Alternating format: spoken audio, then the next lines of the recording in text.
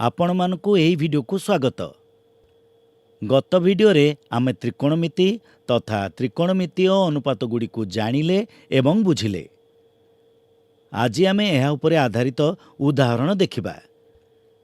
गत वीडियो रे आमे एक प्रश्नर समाधान न करी आपण मानकु एहा चेष्टा करिबाकू छाड़ी देइथिले। आसंतु सही प्रश्न उपरे चर्चा करिबा। आमे जानिचे जे त्रिकोणमितिक अनुपात गुड़िक जानिबा पई आमकु त्रिभुजर तीन बाहु जणाथिबा आवश्यक अटे। कौन आपण एही त्रिभुजर तृतीय बाहुर माप कहि परिबे? बिल्कुल ठीक। एथिपाई आमे पिथागोरस को उपपाद्यर व्यवहार करि परिबा, जहा द्वारा आमकु पी क्यू र लंब 12 सेंटीमीटर मिलिबो। एबे आमे फाई पई त्रिकोणमितिक अनुपात बाहर करि परिबा। आपण कहि परिबे कि से अनुपात गुड़िक कौन कौन हबो? शाबाश, एहा होची साइन, कॉस, टैन, कोसेक, सेक तथा कट।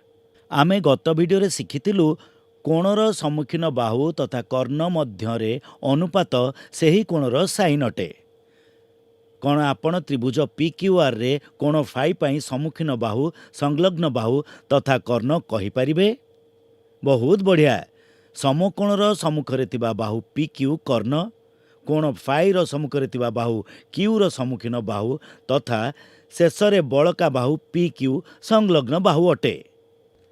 एणु सम्मुखीन बाहु एवं कर्णर मूल्य प्रतिस्थापित कले आमको साइन फाई समान 5/13 मिलिबो। एही भली आमको जणा अछि जे कॉस फाई संलग्न बाहु तथा कर्णर अनुपात सह समान, जहा आमको 12/13 मिलिबो। टैन फाई सम्मुखीन बाहु तथा संलग्न बाहुर अनुपात सह समान हबो। ता सहित आमे शिखिथिले जे कोसेक, सेक एवं कट क्रमशः साइन, कॉस एवं टैन र व्युत्क्रम क्रम बा रेसिप्रोकाल अटंती। एही भली आमे त्रिभुज पी क्यू आर रे कोण फाई पई समस्त त्रिकोणमितिक अनुपात लिखि नबा। एबे राज एवं सोनम एही त्रिभुज पी क्यू आर र सदृश गोटे गोटे त्रिभुज अंकन कले। ता सहित से दुहे निज निज त्रिभुजर कोण फाई पई त्रिकोणमितिक अनुपात लेखिले।